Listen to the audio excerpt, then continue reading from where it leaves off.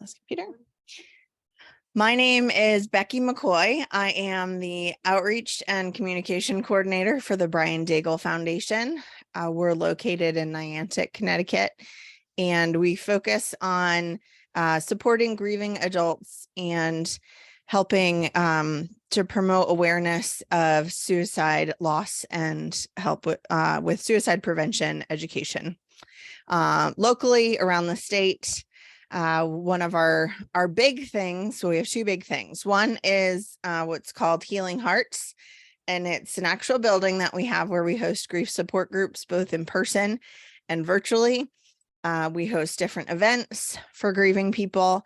And then we also have an organization called Lax to Live, and it is primarily a high school program for lacrosse teams, both locally and kind of in the general northeast part of the country, where we talk about student athlete mental health and just be really honest and open with kids about the special challenges of being a student athlete and the pressure. And that has now expanded into other sports and also into a few college programs as well. So we're really excited to just continue to be able to support our community.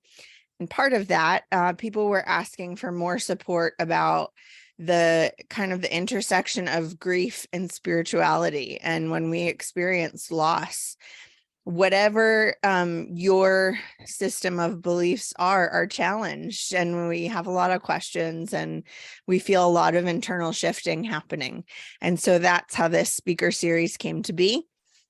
We started earlier this year, and we're just about to get organized and announce next year's speakers too. So really glad that you can be here with us. We start every time we meet. We start with kind of an opening meditation. Then we have the speaker. After that, we have some time for discussion. And then we have some next steps and a closing benediction. Feel free to use the chat the whole time that we're there. If you have questions as our speaker is speaking, you can throw them in there and I'll be kind of moderating that. So I'll make sure that your question gets asked. Okay, there we go. All right, so our opening meditation today is the poem called Redemption Song by Kevin Young. And it is published in a book of poems that he edited that is called The Art of Losing, Poems of Grief and Healing. So what I want you to do is just sit comfortably and just listen. Sometimes we take this opportunity to do a Lectio Divina and meditate on the words as we hear them.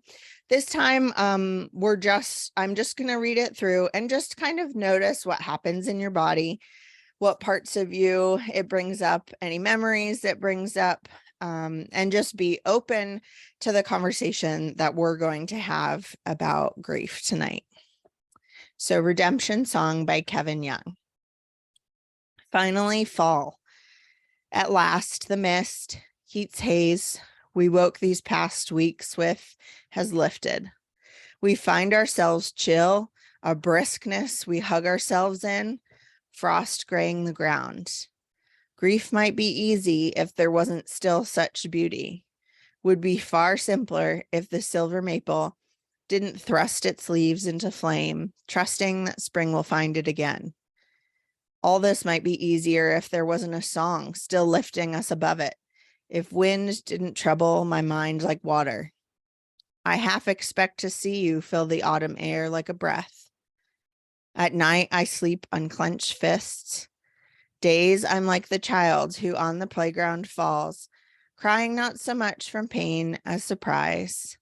I'm tired of the tide taking you away. Then back again.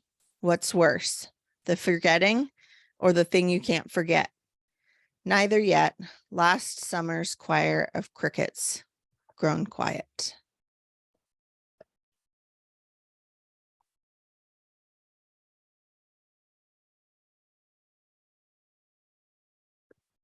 Tonight, our speaker is Robert Monson, and I am so excited to welcome him.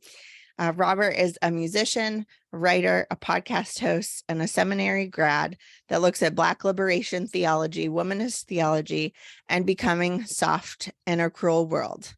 And there's so much more that I could say about why I'm so excited that he's here to share with us. But for now, I'm just going to let Robert go for it. So thank you for being here. Thank you for having me. Feel free, you all can leave your cameras off, or I can see your faces. Hey, whatever is most comfortable for you. And as I talk, feel free to throw things in the chat. It doesn't throw me off at all. So yes, I'm excited to be here. Grief is not a topic that most people want to speak on. It's not the thing that gets everybody going, but here I am. And I have three objectives tonight. One is to give light to Black people. That is my number one objective when I speak, when I do research as a theologian. I want to give light to Black people. Number two, I want to tell the stories of Black people who grieve. I am one of those Black people. And three, I want to uplift all people who grieve. And there's something here for everyone. And my hope is that as I speak, as we are here together, that I'm able to weave strands of hope for all of us. Amen. So my home is Christianity. It wasn't always my home. I grew up as an atheist, but that's where I reside now. So yes, I want to take a second to read a bit of Psalm 139. Just for a second. Where can I go from your spirit, or where can I flee from your presence? If I ascend into heaven, you are there. And if I take the wings of the morning and dwell in the uttermost parts of the sea, even there your hand shall lead me, and your right hand shall hold me. If I say, surely the darkness shall fall on me, even the night shall be light about me. Indeed, the darkness shall not hide from you, but the night shines as the day. So grief comes to us in many forms and in many ways, and about various things, right? For our time tonight, it is important that we expand our definition about the grief that we experience and the things that we go through in life, right? So we can grieve relationships, we grieve job opportunities, we grieve expectations, we grieve health. I am someone who is chronically ill and in pain, and I grieve my former body that is not the one that I currently have now, right? We can grieve mental health. We grieve the death of loved ones.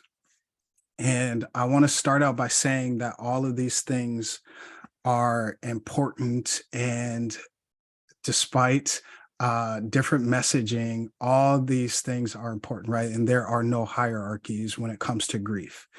Again, there are no hierarchies when it comes to grief and grieving, right? I'm going to be talking about grieving while being Black and grieving while Black, but there are no hierarchies. Grief, Leisha says, yes, grief is often thought of regarding loss of loved ones and relationships. I don't think we talk about grief in just daily life. Yes. Yes. Yes. Yeah, there comes a cost with living here on this planet, right? What things are causing you pain as you're here in this room tonight is something I would like you to reflect on. What are the things that you are grieving over and causing you pain? And it is okay to hold on to those things, to make a note of those things, to write those things down. Existing in this world causes pain, right? And I often say that I do my best to remain soft in a world that's bent towards cruelty, right? Mm. So, Dr. Tamar Bryant says that the journey back to yourself requires you to acknowledge the people and things that you lost, that were taken, and that you gave away. I'm going to say that again because that kind of hits to the point that Leisha and Becky just noted. The journey back to yourself requires you to acknowledge the people and the things that you lost, that were taken, and that you gave away. Right. So those are three categories of things, right? There are people and there are things that you've lost, that were taken away from you, and there are things that you yourself have given away. Right. So I want to give a bit of my relationship to grief, and I want to give my relationship to loss, specifically the loss of loved ones. My earliest memories are shaped in grief. While some of you remember playing with toys and some of the things that children do, um, delightful activities, even that fill your soul with delight. My earliest memories are of a dysfunctional home. I grew up in a home with parents who are at war with each other and hey, and within their internal selves. I didn't know then that they were also struggling with insecurities within financial instability and the pressures that come with being Black in America. I'm going to put a pin there with the being Black in America and how that compounds grief. I'll be back there. So I grew up being privy to and experiencing things that were horrific and that no child should have to experience, right? Grief was part of how I grew up, right? I think often I hear this messaging about we want to keep our children safe. I did not grow up in a home where grief was distant from me. At the same time, I grew up knowing that I was my own best companion. I have a funny memory, side note, bunny trail. Uh, because of how wild my parents were, I became a writer at a young age, and as a coping tool, as a coping mechanism in grief. And I would create these little booklets with all these wild topics. I remember putting together this book on desert living. Have I ever been to the desert as a 7-year-old? No. Did I know anyone who had been to a desert? No. And so here I was writing this journalistic effort. And my thesis statement was, if you even look at a desert, you will die. And then gave it to my second grade teacher, not knowing that she had spent time in desert before. And she popped my bubble that you indeed can go to deserts and you can even fly to the desert and spend time there and not die. So that was a short-lived author experience. But look, I write now as part of my living.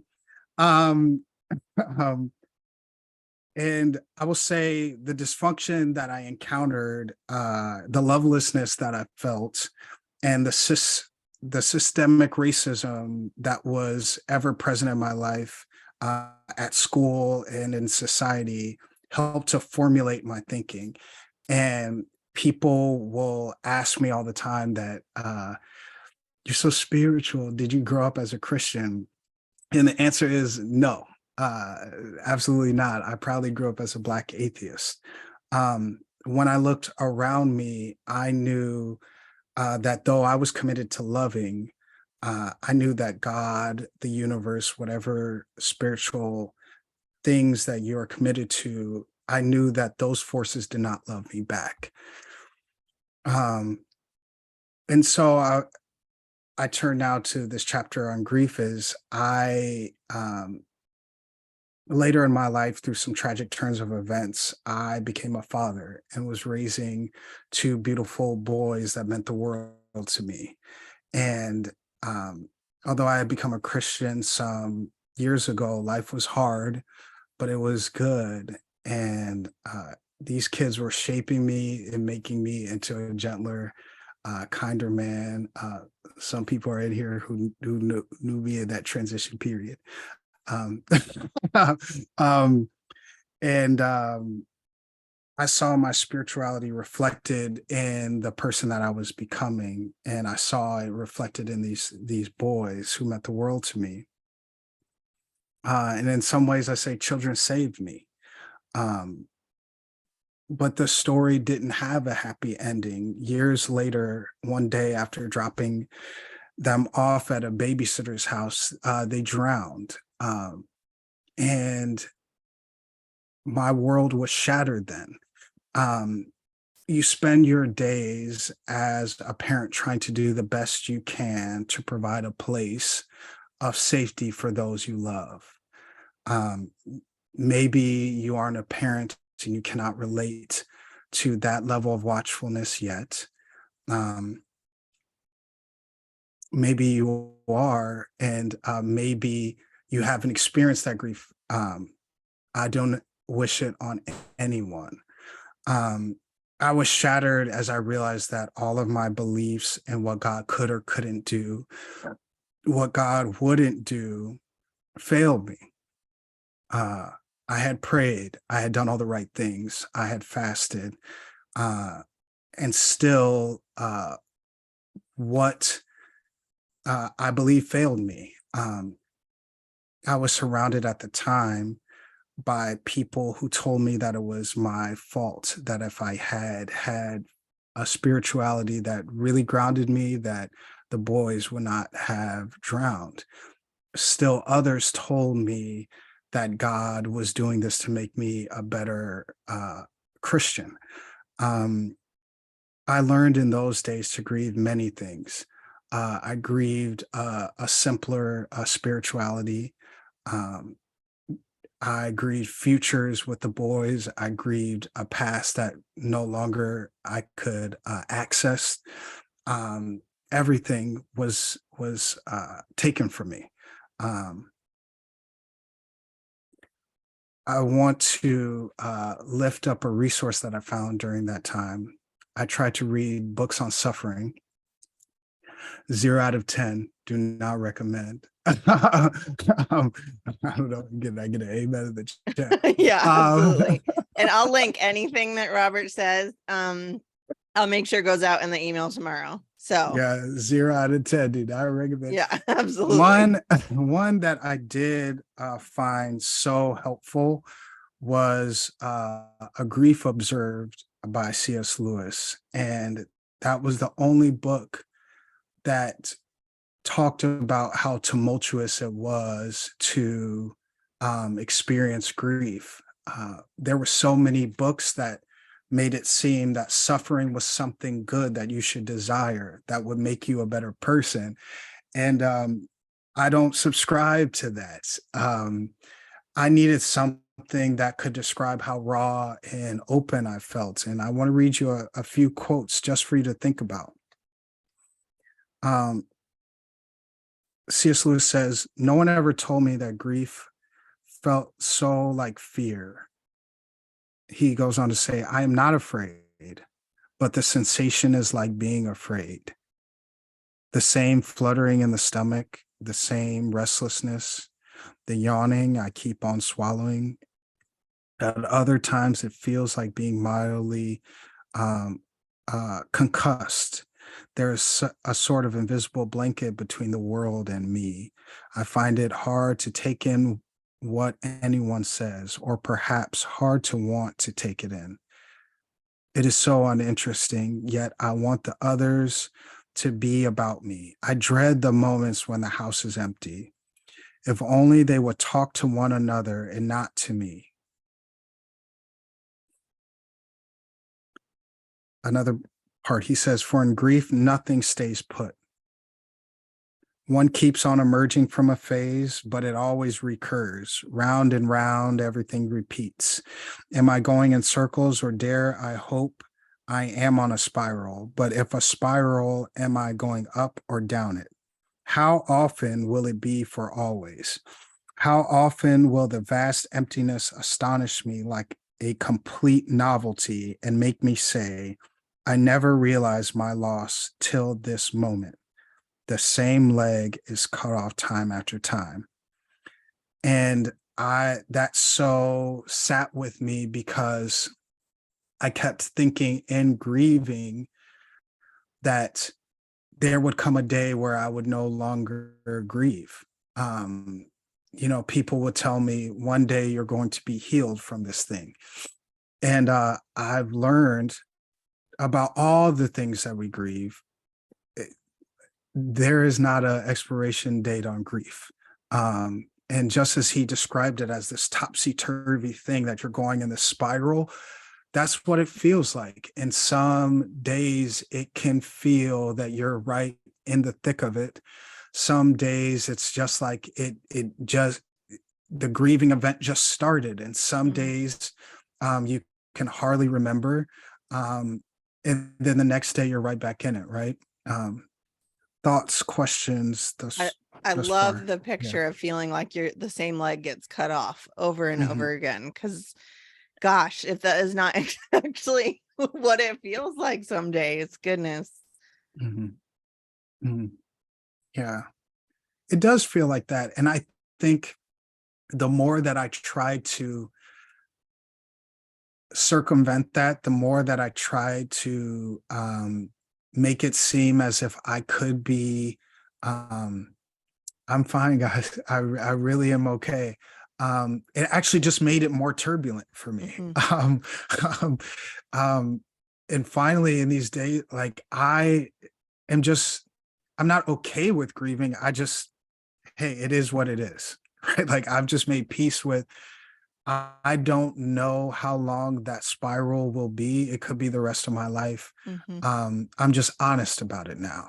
It's like a really bad roommate. Like you just figure out how to deal with it, and you know that it's gonna be there, and you can't get rid of it, but like you got to do your best. A really bad roommate. Yes, it is truly. Yeah. Any truly. Any other thoughts or any that I've never heard that one. That is yes. That is touche. That is good.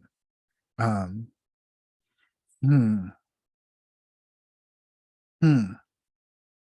I had this thought on grieving while Black. So that, that's my relationship to grief. And I've since suffered many other things since then, but I have this thought on grieving while Black is complicated because grief that we've been talking about is compounded by the marginalization that Black people face here and overseas, right? So now we're not just dealing with individual grief events, we are dealing with the other things, right? Anti-Blackness is global. For example, Robert, what do you mean? For example, see the ways that the conflict in Ukraine spiral out of control as the refugees, some of you may know this, some of you may not, fled Ukraine during the initial stages of the conflict with Russia. And many Africans who themselves were residents of Ukraine found themselves being treated with disdain as they attempted to flee the conflict. They were treated with disdain and contempt. Their own griefs, their own losses were compounded by racism, right? In 2020, many Black people found themselves suffering in a pandemic, losing their own lives and the lives of those closest to them. But it was compounded as we watched Black suffering on TV, as we watched police brutality, as we watched Elijah McClain utter his last words. And we had to witness that as we watched Breonna Taylor um, couldn't even sleep in her own apartment, right? Ahmaud Arbery, George Floyd, right? And so the grief of watching Black bodies harmed over and over again while dealing with our griefs can seem too much to bear, right? Yes, we have resources. Yes, we are overcoming, and there are particular helps and guides, right? I think of Dr. Rita Walker's book, The Unapologetic Guide to Black Mental Health, which is a book that I love,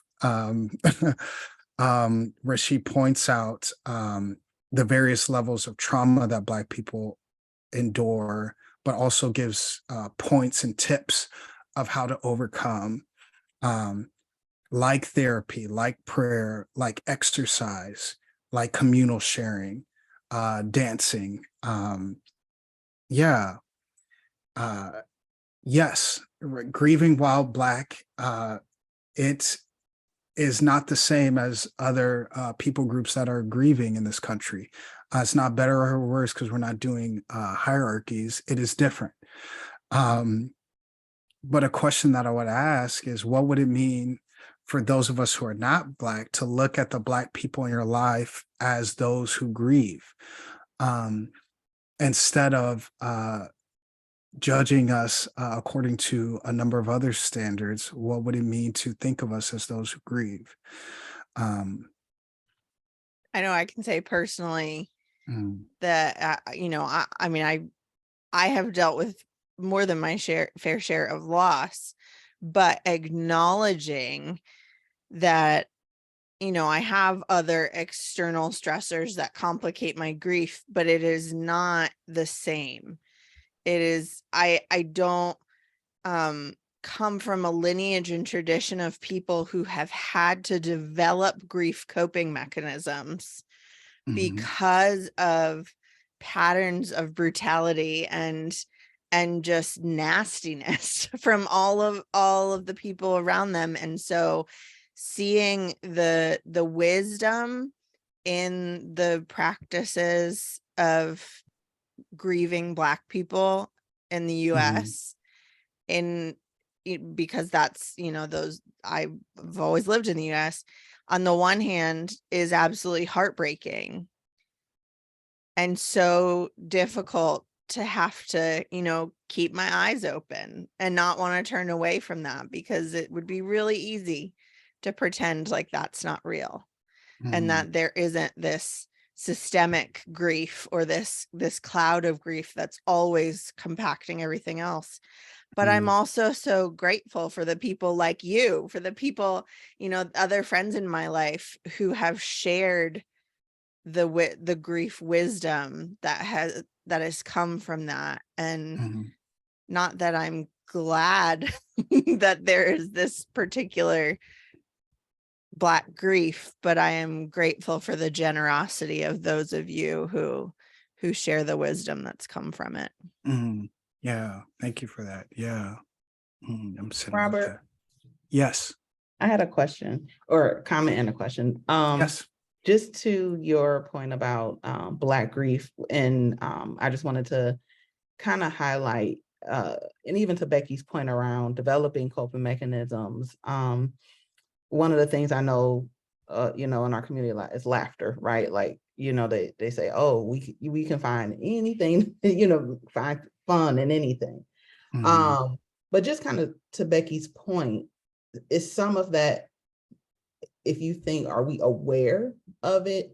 And then also, if we developed it as a coping mechanism, is it really something we lean upon, or are we just trying to mask sometimes And then also thinking about, do you think we're currently positioned to really deal with, grief and racial intersectionality? Ooh, yeah, these are hard hitters. These are I hard feel like hitters. those are good questions. Well, boom. Yeah. Sorry. Wow, I you hit love these it. out of the park. Cut the cameras. No, I listen. Laughter as grief. Well, the first thing I was thinking, when you asked that question, I was gonna say that grieving is a luxury in America. And I think globally, the ability to grieve, I really want us to pause and think about that. Or for it Who to be like a stop. You mean grief as in Yeah. something that you stop and pause and do? the Yeah. being able to have space to breathe, to grieve is a luxury of the powerful. Yeah. Agreed. Yeah. Right? Like that is who is allowed to grieve, in what ways they're allowed to grieve, what does it signal? All of that says something about a people. In our context, I think we have a lot of thoughts on Black people. We laugh. We can laugh about anything. We are true to this when it comes to laughter. We are the funniest peoples. When it comes to that, I think what pains me about that is we didn't have a choice. To this day, the ability to explore our grief is not possible fully in our context. And I want us to sit with that, right? Like our society can handle laughter from Black people. They can't handle Black grief.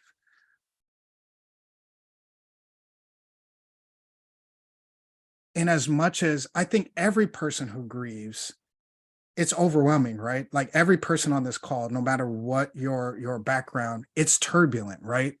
And no matter what you're grieving over, right? Whether it's hope deferred, that's that thing that you wanted that didn't happen, that loved one that you lost, that friendship that was sacred to you, that's turbulent, right? Don't you wish you could have just had like, I need a day off at the minimum. Like I just,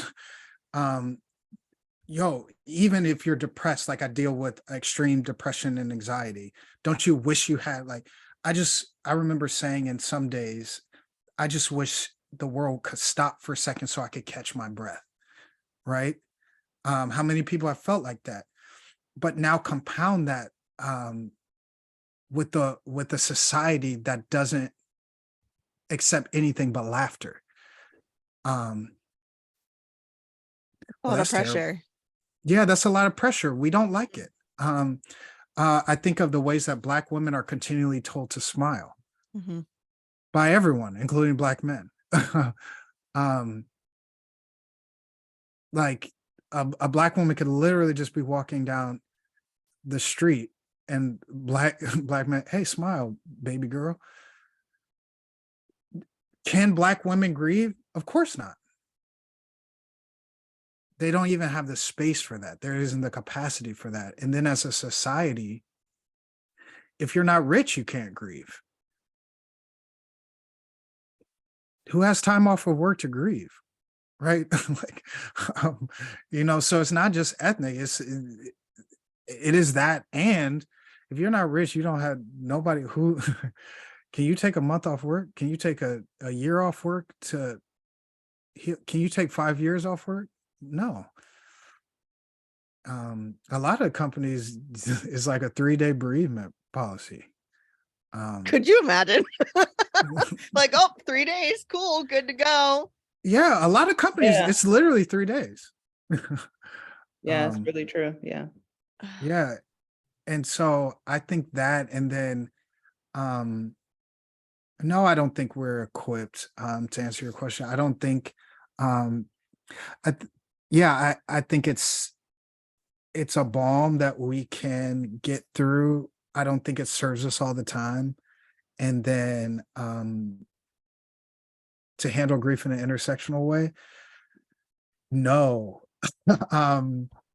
No, because I think to handle grief in an intersectional way, I will say it this way, it would mean people would have to be quiet enough to listen to grief stories from people that are not themselves. That takes a lot of inner work. Yeah, thank But you. yeah, follow-up questions, thoughts on that. I'm definitely Do open you to that. think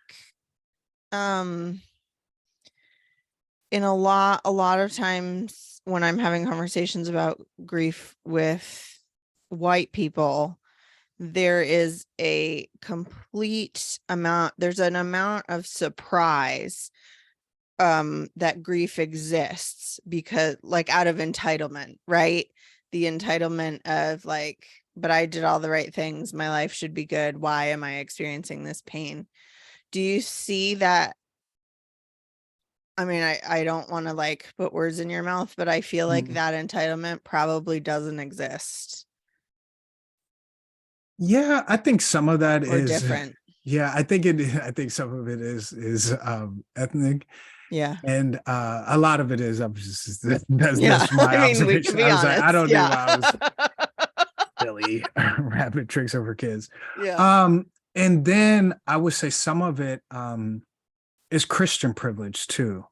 I think some of it is Christian programming. I don't know the makeup of everyone's religious beliefs. Sure.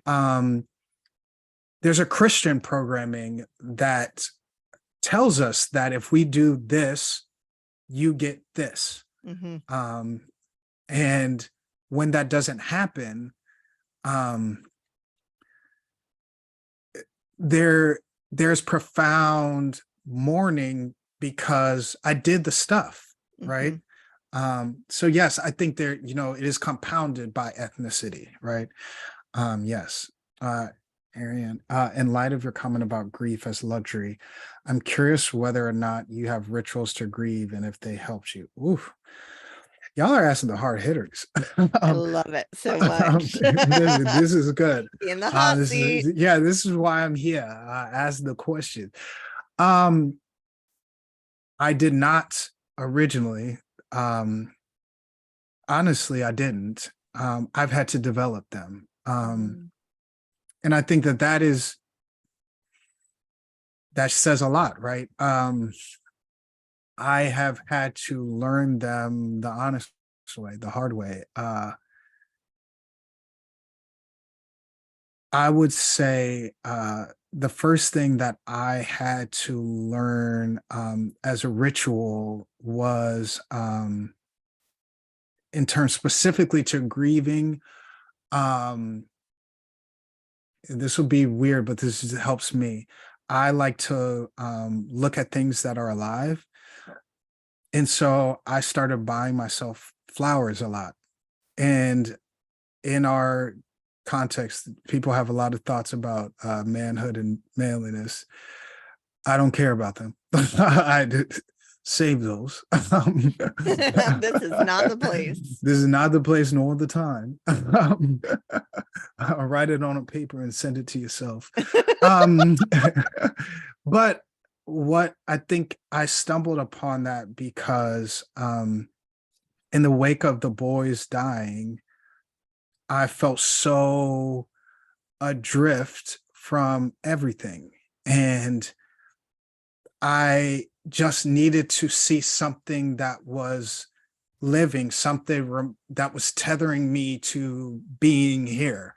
And so I think I just went to Trader Joe's one day and just bought myself some flowers. Because I think I needed that. I didn't have people to help walk me through rituals. And I started buying them pretty regularly. And there was just something about just the small delight that I felt of seeing those near my desk every day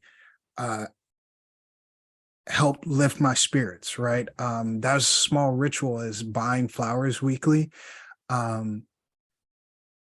I would get rid of the flowers from the week before, and there was just something about working with my hands of reminding myself that I'm living.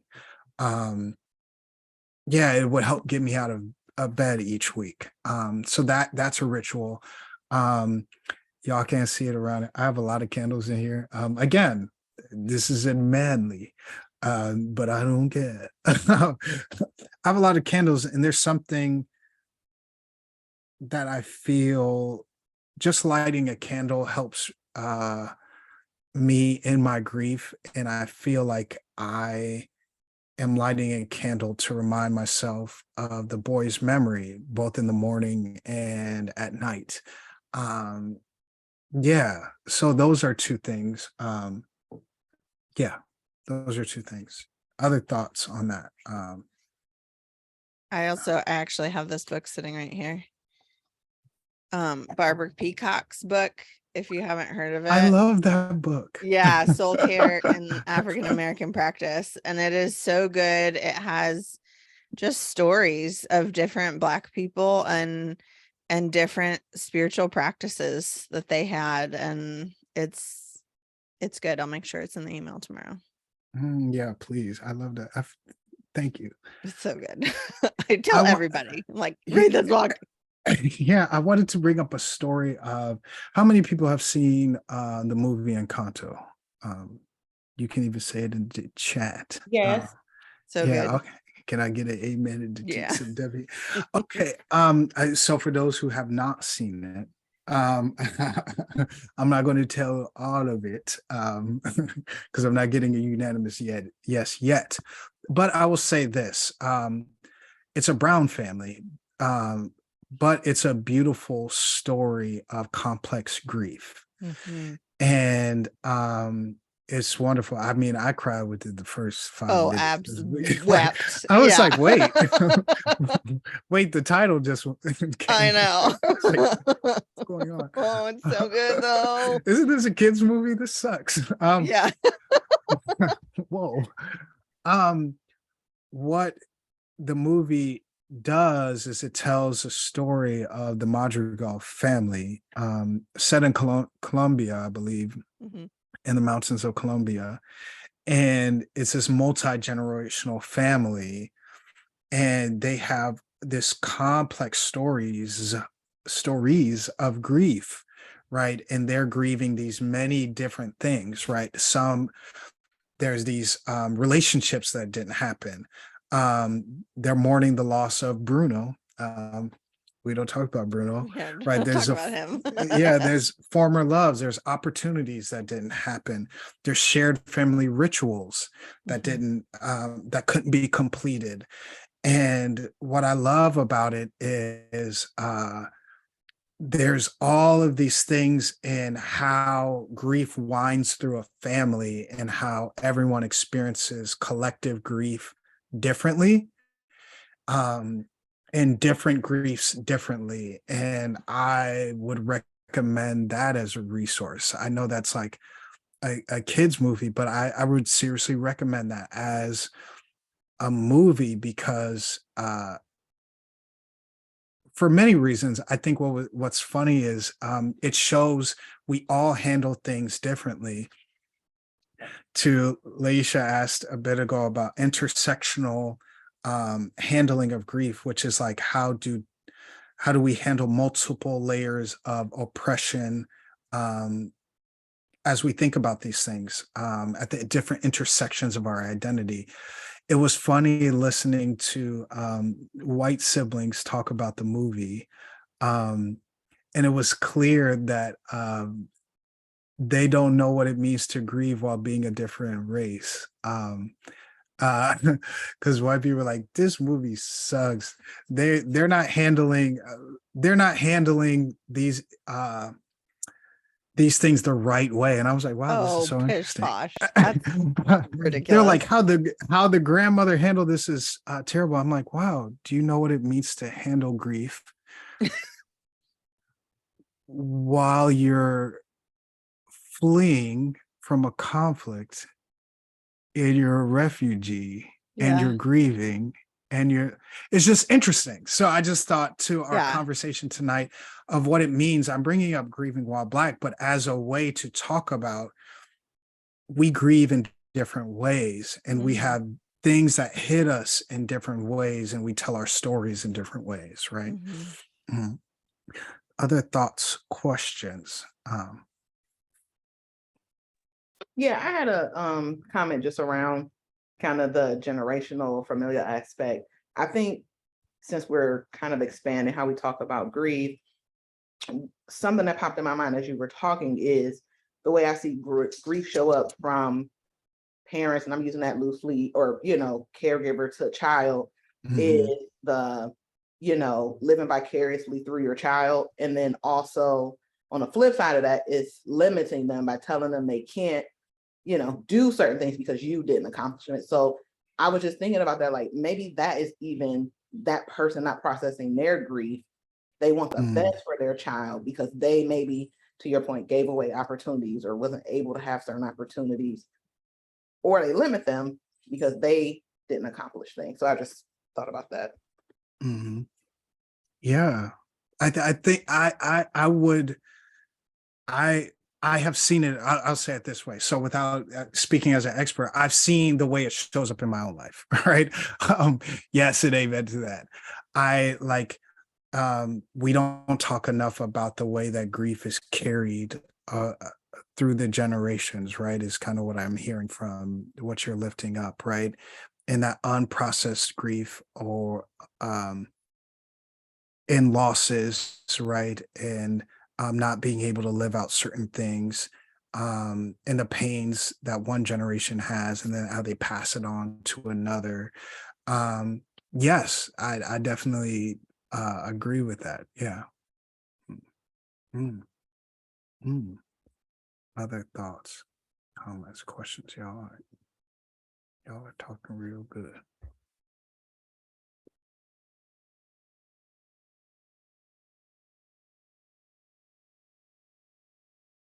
What is your hope as you do the work that you do, especially when it comes to theology and grieving while Black? What do you hope to see happen? Two things came into my mind when you asked that. One, I would um I would hope that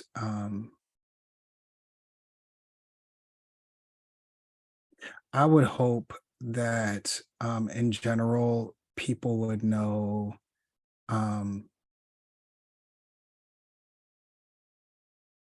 I would hope that people could see Black people as human. That this conversation that we're starting and we're talking about, um part of the work that I do is being able to create the space for grief, right? And grief work, and telling my own story, and telling the story of souls, is like, I want Black people to be seen as human for who we are. And I want Black people to know that as they bring their own spirituality to the table, that there's space for their grief at the table. I think those are the two things. And I think in general, I think I grieve that there aren't resources that I could really point people to when I started this grief journey. I'm thankful that you had the speaker series, and you have these things. I didn't have a lot of things to point people to. I didn't have any things to point people to. When I was starting this journey, I didn't have people who understood what it meant to grieve. Um, yeah, and so it's like part of the work is what I just said, but I'm also trying to add to this collective wisdom of, like, we're all either getting ready for grief or we are grieving. All of us. Mhm. Yeah. That's literally every single person. Yeah. No, Like, nobody's immune. yeah, like And I very much thought I was like this lone wolf out there, mourning these two dead children. Um, I just happened to do it earlier than most. But everybody is preparing to go through various levels of grief. Yeah. Yeah. I do have a question. Yes. Sorry, my voice is really low. I just had COVID. Oh, it's okay. What are your thoughts on grief as something communal? Let me explain Oof. myself. I come from a place where um, you do not carry grief alone. It's something you share with your community, right? And Mhm. I moved to Canada like 8 years ago. And when I lost my dad, I found out it really is not the same thing. You were talking about having a three day to get over it and then go back to work and stuff like that. So it's been really what's the word in English about it? I've been really struggling with that because I have no sense of community when it comes to grieving, and it's not like something sequential because at the beginning of your talk you were saying it's like a cycle, right? We all know when it starts, but we are not even sure that it ever end. So sometimes I just find myself really grieving over my dad, but it's been like 2 years. You should get over it. Some stuff like that. Mm, So, what are your thoughts about that? Is it something that you say as not only a Black person, but just as a person? Is it something you say it's communal, or is it or is my view tainted by the fact that in from my tribe it is communal, so maybe I yeah. have expectation on other people? Yes. This is such a beautiful quote. If I It can really is. ask, where did you come before you went to Canada? If I I'm can. from Cameroon. I thought so, and that's so beautiful. I thought so, but I didn't want to. Didn't want to. I was like, I think I hear the Cameroonian. Yeah, it Yes, is but Cameroon. I hear it, sister. I hear you. Welcome. Hey, listen, I have a few thoughts. Thank you for being vulnerable in this, Mhm. in that question. And if I cry, it's just because who I am as a person. I think a lot of thoughts on grief as communal. Let me say first, um, no, I don't think you should be over it by now. Um, I think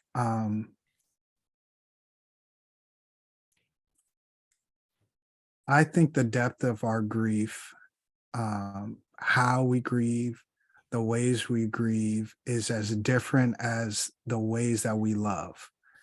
And some loves will stay with us the rest of our lives.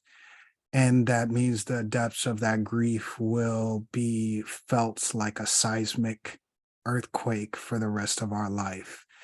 And that love will be like a bright torch that will never go out, right? Like that grief, I wish I could say it differently, but that grief will be felt forever because that love was eternal, right? That love was that strong. And there's no way to minimize that. Um, it was just that strong. And so, no, you shouldn't be over it by now. And I'm sorry to hear about your loss. Um, I also don't think it's just because of where you come from. I think Mm-mm. our cultures do help inform us about um, they do help program us. They do tell us thoughts to think about when it comes to life, when it comes to death, when it comes to friendships, relationships, love, sex, and sexuality. But I I find a real beauty in cultures that are communal in their grief, and I think there's something we can learn there, because I do feel,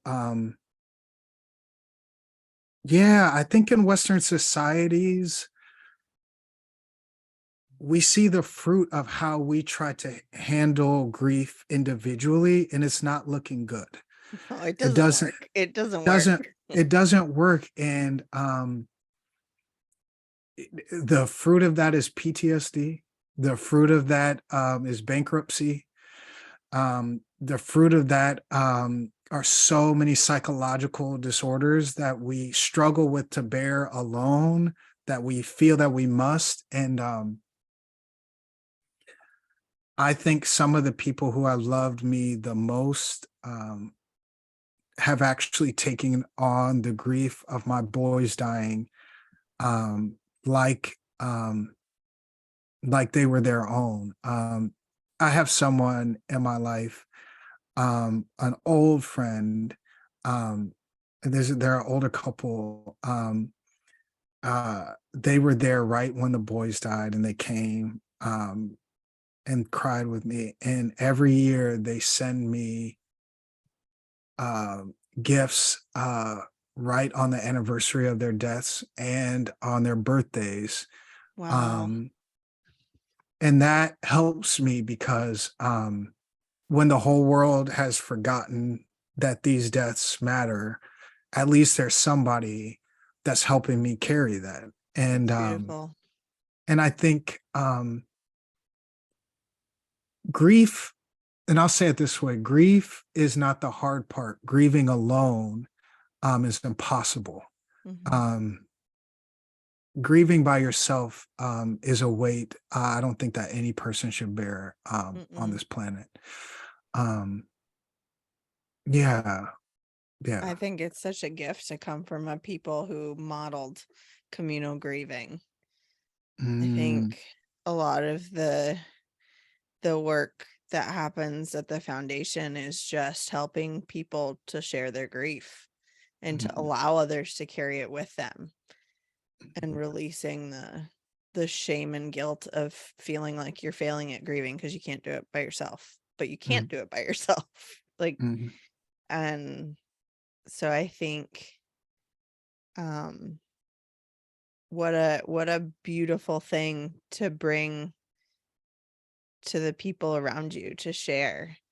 Like, look at this way of handling grief that is um different, but so healthy and so good for everyone. No, everyone benefits from communal grieving. mm. You're right.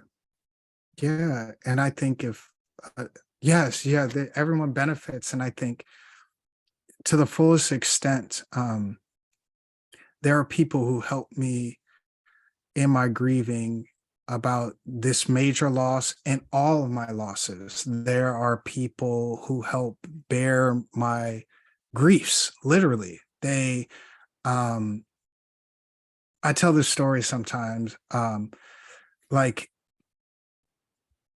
I just have a couple of people, not a lot, just a couple of people.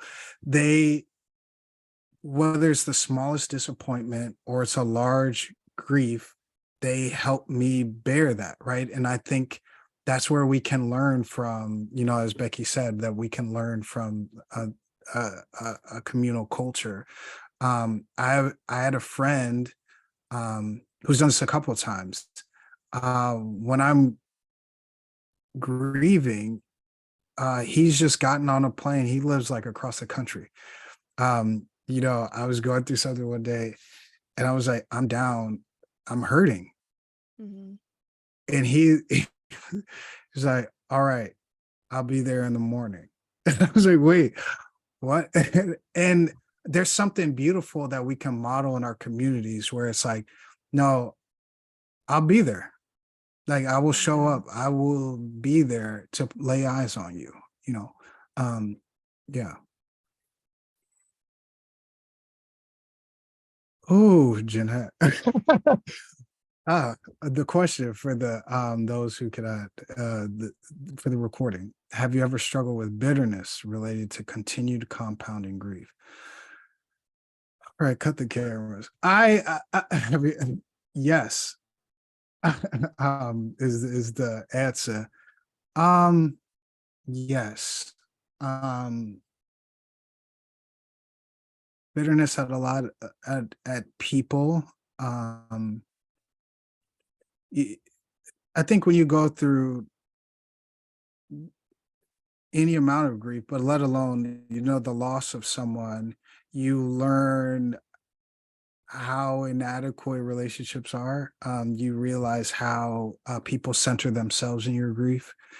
Um, People that you've known for years that suddenly don't call you, um, don't show up for you, don't, send you money, though they know what's going on. That hurts, Mhm. and it takes years to heal. Um, um, yeah. And that again is compounded when you're Black.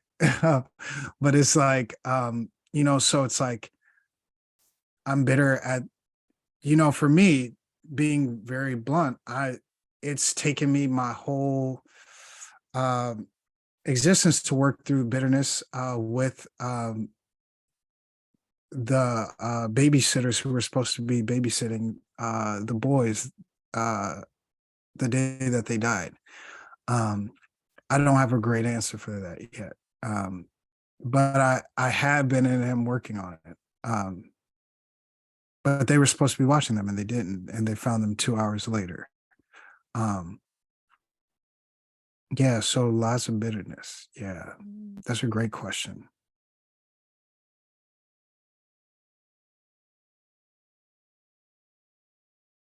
Have you found anything to be particularly helpful as you work through that bitterness without letting it turn into something that you can't heal from?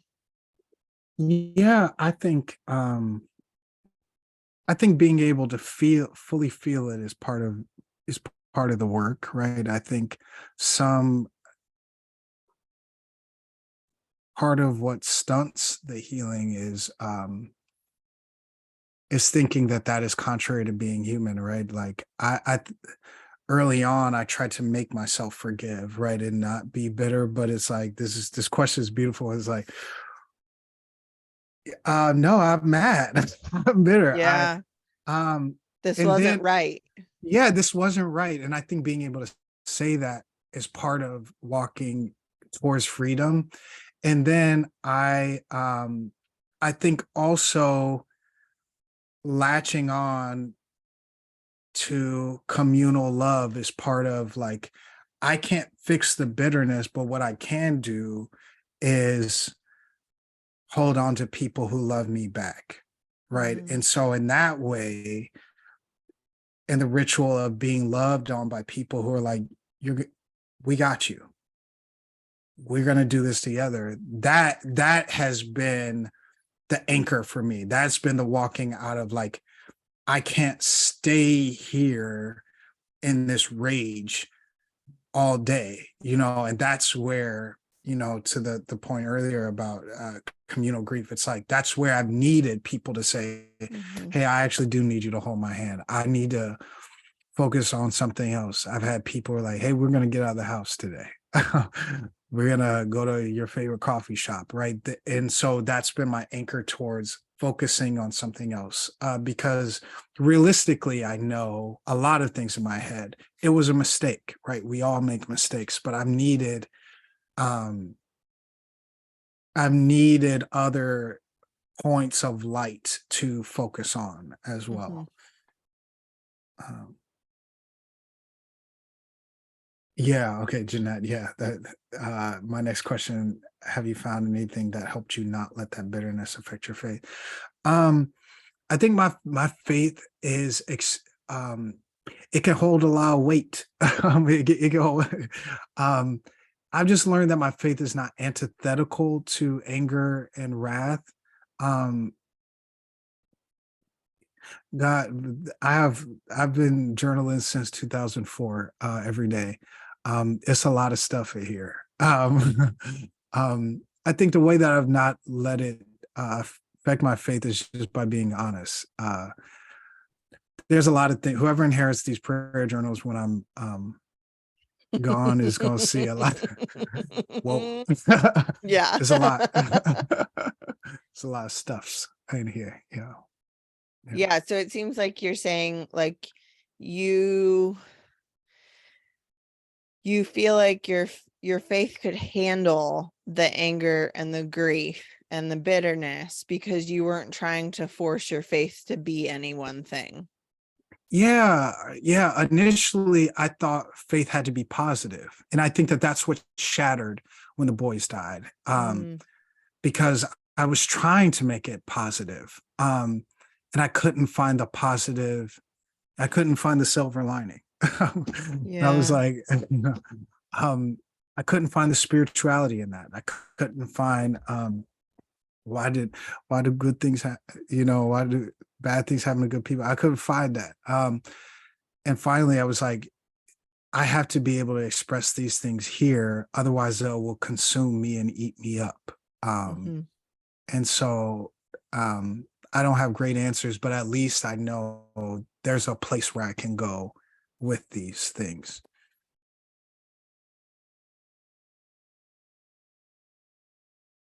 Yeah, that's just such a different way of thinking about it than I think many of us grew up thinking about faith.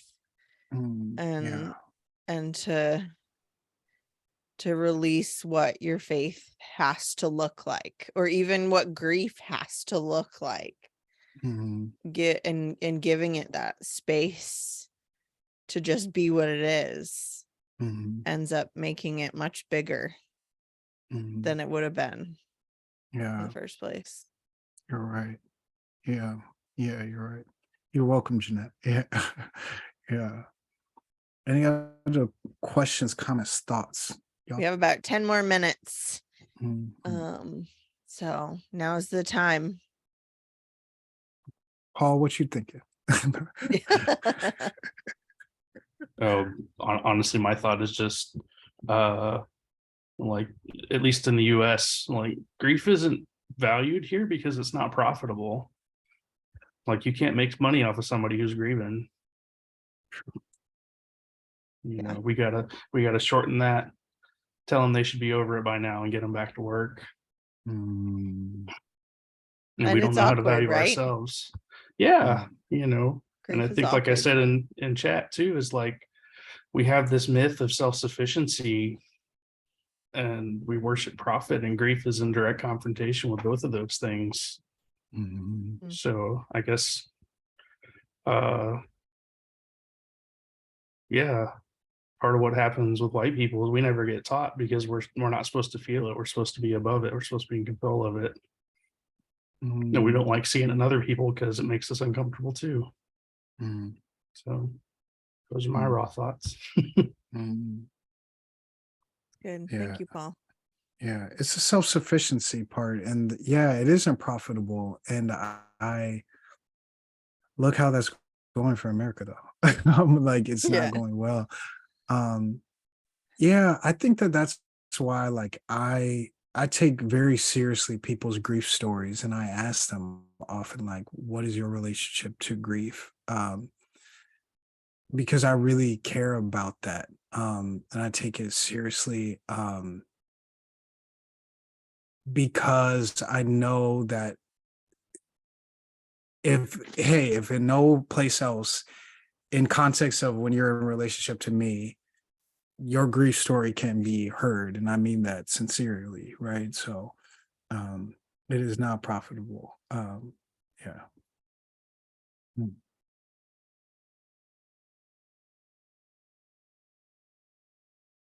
Yeah, and like the thought that grief doesn't feel good, so it must not be good. Right. Yeah. And like, not that grief is good, Yeah, but no, I got you. but the process of grief is a very healthy human thing. And to think that we should avoid it just because it doesn't feel good Yeah. has become so common. Yeah. Yeah, we can try. Like you know, like trying to avoid grief causes its own grief, right? Like I've, you know, I've tried. Yeah, I know. Yeah, I was about to say, like, I've tried. And it's like, dang it. This is now I got grief with interest. And yeah, it's painful. Yeah. Yeah. Living here is painful. And I don't know a way, I have reframed it in the sense of like grief means that I love. Like there is no way to divorce it from that. Like I love. And so grief is on the other end of that. Yeah. Yeah.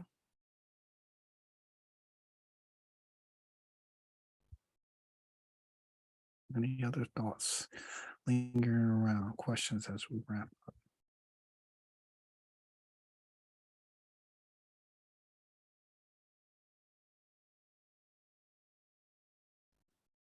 If anyone thinks of a question after tonight, is there a good way for them to reach you, or would you prefer that they send those to me and then I can forward them to you? Yeah, for the remaining days that we have on Twitter. And I mean, walk lightly. Yeah, I know. I said this morning, I think one day I'm because- going to wake up and the Twitter icon on my phone is just going to be a mushroom cloud.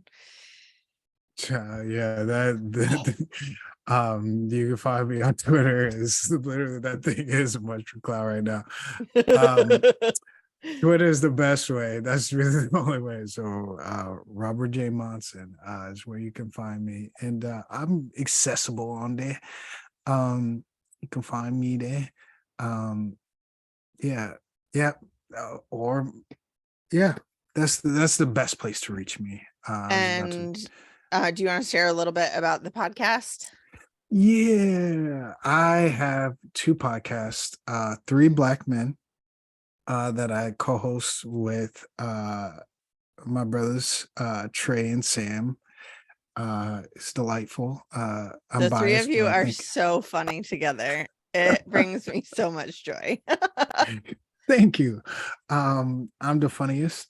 And then I think and then I have another podcast, Black Coffee and Theology. Yeah, so those are places you can check me out. But yeah, I enjoy this. So thank y'all for having me, allowing me to be in this space and share my story and hear y'all stories. Yeah, this is delightful. All right, last call. Any questions, comments, concerns, anecdotes? All right. Well, thank you so much. I'm just really grateful for your voice in the world and what you share, and especially when you share the boys with us. Thank you. Because yeah, I can imagine that they were really special and are still. So yeah. Thank you. I want to share one thing. go for it. The day before they died, the youngest, Alex, said, and I think this is beautiful, and it sticks with me. He said, "Hey, did you know it takes a whole lot of stupid ideas to make a good idea?" And I I do cherish that because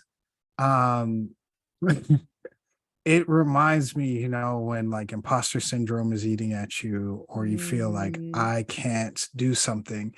I hear his tiny little voice saying, like, hey, it takes a whole lot of stupid ideas to make a good idea. Yeah. And so that does give me a lot of bravery. So I leave y'all with that. Hey, it takes a whole lot of stupid ideas to make a good idea. I'm writing that one down. I'm gonna stick that up on my wall. So hey, yeah. So thank y'all. That's so good. Oh, kids, man. Yeah, they are wild. Yeah. So all right, well, So good. So good. Okay. All right. Well, bless y'all. Let's see, here we go. As a reflection, after all that we've talked about, because it's a lot, and we're gonna maybe just as you're sitting here, just take a couple deep breaths. Just acknowledge the grief that you're holding and how complex it can be. And I'm going to read the poem Gather by Joe Davis. I think this book, We Rise Together, I think it just came out this year. Recently, I think.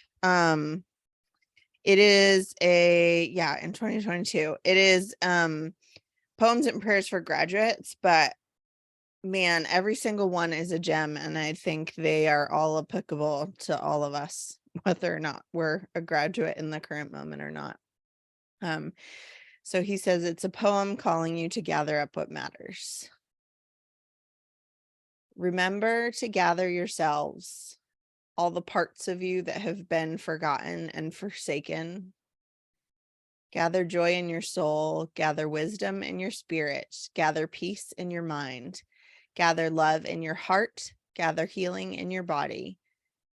Remember to gather ourselves, all the parts of us that have been forgotten and forsaken.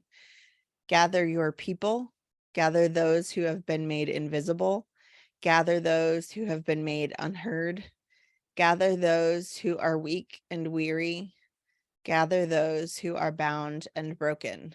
Gather together beyond what want and need, hands stretched open, palms set free, to call and respond, to give and receive. I hope that we can all kind of take these thoughts and just remember before things shatter in our lives, some of those things are worth reclaiming, and some of those are individual things just for us, but some of those are communal too.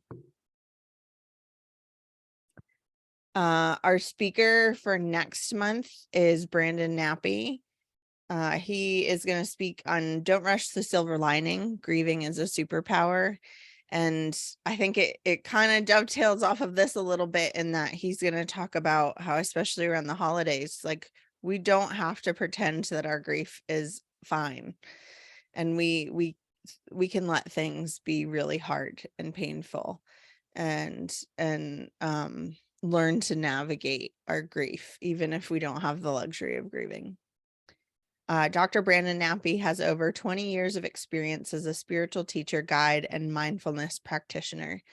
Brandon is the founder and executive director at Copper Beach Institute, a global mindfulness community and training center, which has shared research-based, life-saving wellness practices with over 50,000 people from over 50 countries.